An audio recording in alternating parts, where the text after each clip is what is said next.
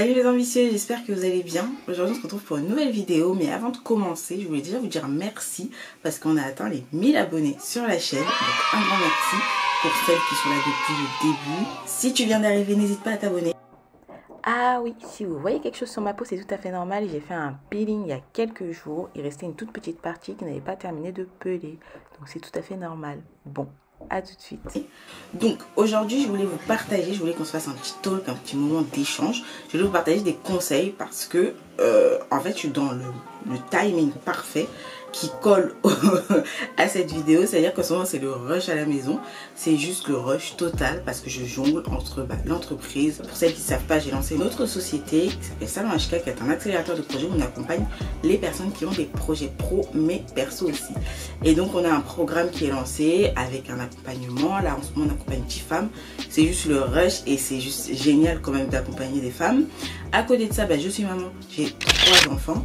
Et en ce moment, ce qui se passe, c'est que c'est la tournée de la varicelle. Donc là, j'ai géré 2 varicelles. Enfin, il y en a une qui est en train de se déclencher. Donc la varicelle de bébé qui vient d'arriver.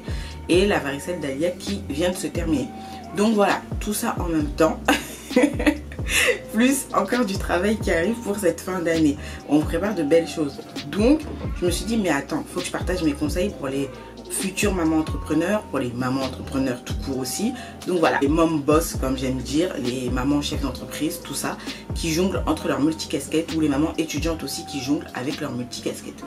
Donc je voulais partager quelques conseils parce qu'on me demande comment je m'organise et j'estime qu'il y a des petites choses, des petits tips à savoir pour pouvoir souffler et relativiser, surtout en cette fin d'année qui peut être assez fatigante. Et en plus, aujourd'hui, il y a Monsieur le Président qui doit nous sortir son annonce par rapport au confinement. Donc voilà. Alors, on va rentrer direct dans le vif du sujet, mais avant ça, si ce n'est pas déjà fait, n'oublie pas de t'abonner parce que ça va m'aider à sortir les autres vidéos plus rapidement peut-être. Non, plus sérieusement, n'oublie pas de t'abonner et d'activer la cloche de notification pour être alerté lorsqu'il y aura des autres vidéos. Bon, c'est parti. Alors, la première chose qu'il faut savoir, c'est que j'ai décidé en 2020 d'avoir une femme de ménage. Chose qui peut paraître tabou dans certaines communautés, pas de mon côté. Parce que je vis chez moi, parce que je sais quelle est ma charge de travail tout simplement. Donc voilà, faut pas hésiter à déléguer des tâches quand il y en a. Et ça c'est la première chose qu'il fallait que je vous partage. C'est quelque chose qui m'a sauvé la vie, qui m'a permis de respirer pendant plusieurs semaines.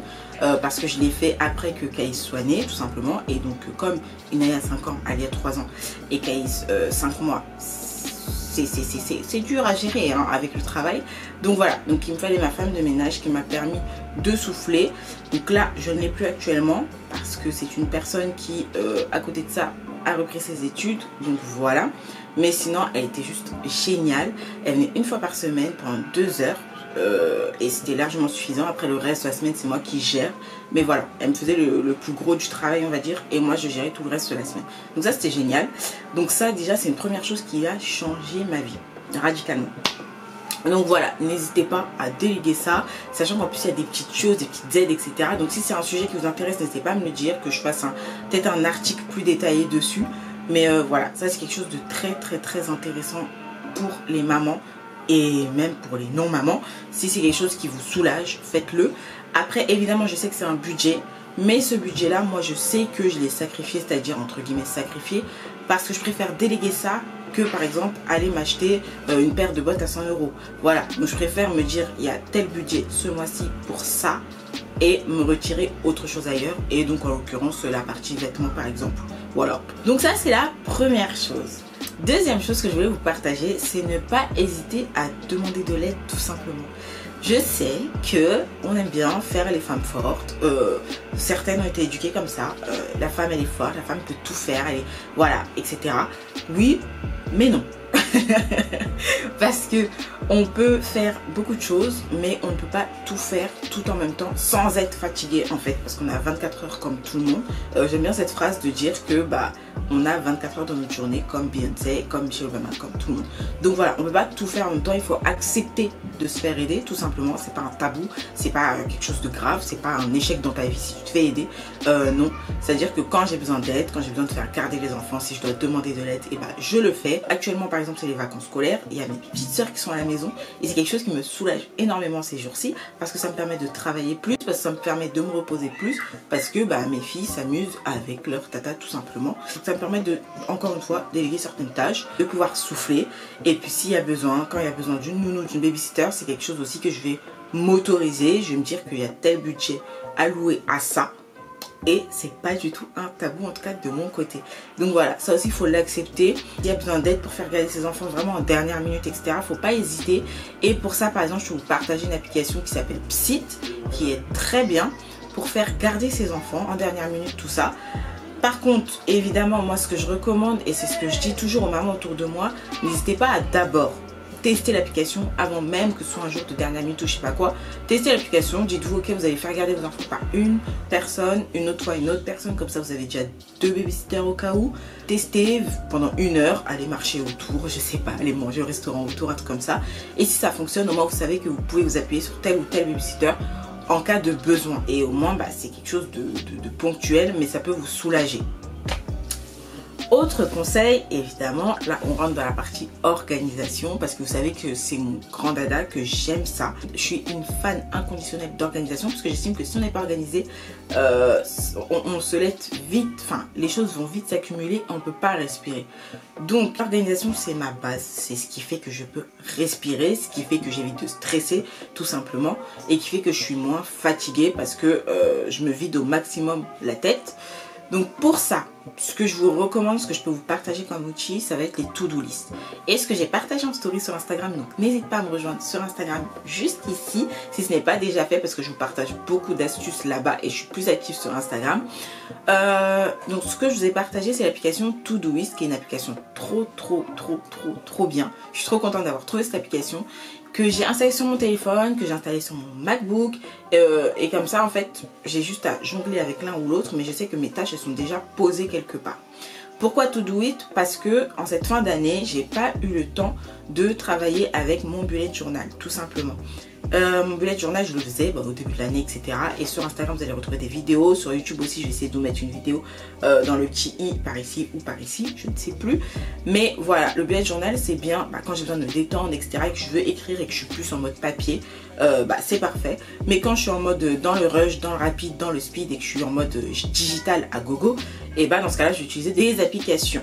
Et là l'application Todoist elle est juste top parce que je peux noter toutes mes listes dedans, je peux créer différents projets, donc mettre mes tâches pour ma ambitieuse, mes tâches pour Saint-Noël, mes tâches personnelles, mes tâches pour les enfants, je peux même mettre ma liste de courses dedans et la partager aussi avec quelqu'un si une autre personne utilise l'application.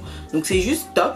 Donc je vous conseille d'utiliser et d'essayer cette application si ça vous plaît. N'hésitez pas à me dire ça en commentaire, à me faire vos retours ou à me dire si vous avez d'autres applications qui sont sympas aussi pour mettre les to-do list, etc. Je sais qu'il en existe énormément, mais celle-là me convient totalement.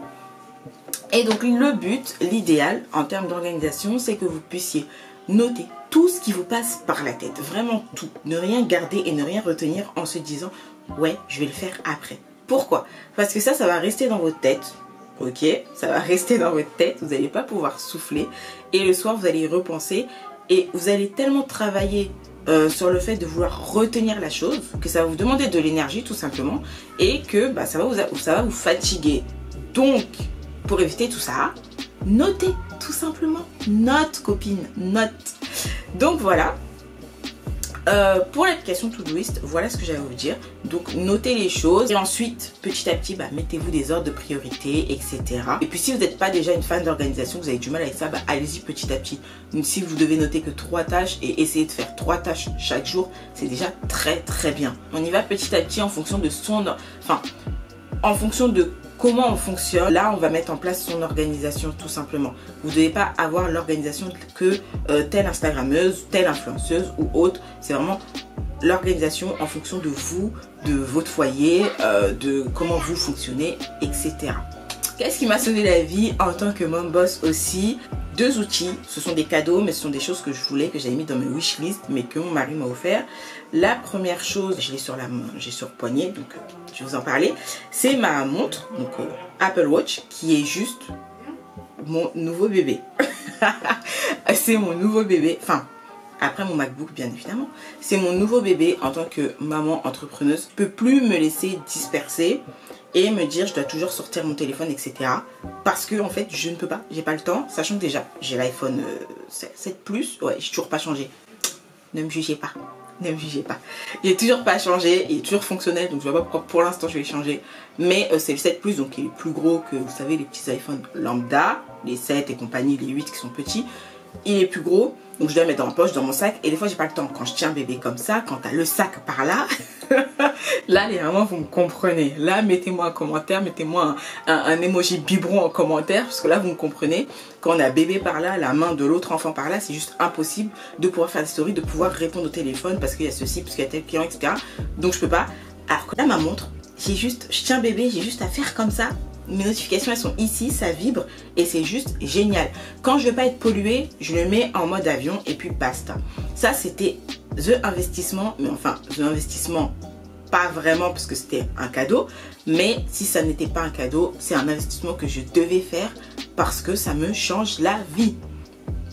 Et donc relié à ça, le bébé d'après qui a été aussi un cadeau, Team Apple, pourtant je suis pas sponsorisée. Ce sont mes AirPods tout simplement parce que pareil, quand je dois décrocher au téléphone, maintenant je peux le faire avec ma montre, donc c'est bien aussi. Mais avec les AirPods c'est plus facile quand je dois écouter des vocaux et que je suis en train de ranger la maison la semaine rapidement le matin. J'ai mes écouteurs, donc c'est juste génial et comme ça je peux répondre les vocaux. Vous connaissez les vocaux WhatsApp, non? Donc ça c'est juste excellent et ces deux outils productivité m'ont sauvé la vie en tant que maman entrepreneuse. Donc voilà, en termes d'outils productivité, ce sont les deux qu'il fallait que je vous partage dans cette vidéo. Je vous ai dit que j'allais vous en parler. Si vous voulez avoir plus de détails, n'hésitez pas à me dire en commentaire que je fasse des vidéos sur ma productivité, comment je m'organise ou autre, que ce soit plus approfondi, n'hésitez pas à me le dire. Là c'était une vidéo rapide parce qu'il fallait que je vous dise merci pour les 1000 abonnés déjà, parce qu'il fallait que je revienne aussi. Il y a d'autres vidéos qui vont arriver parce qu'en fait c'est des anciennes vidéos que j'ai tournées, donc ne soyez pas choqués.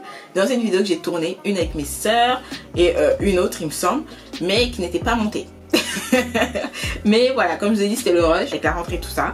Maintenant je vais avoir un petit peu plus de temps pour vous monter tout ça. Des petites surprises qui vont arriver aussi. Pour les 1000 abonnés, il va falloir que je le fasse. Il va falloir que je vous offre quelque chose. N'hésitez pas à me mettre des sollicitations en commentaire, des idées en commentaire de jeux, concours ou autres. Donc c'était tout pour cette vidéo. Ça m'a fait super plaisir de vous retrouver. Je vous fais plein de bisous. Je vous dis à très vite. Et n'oubliez pas de liker cette vidéo, de vous abonner, de commenter un maximum. Et je vous dis à la prochaine. Bye bye.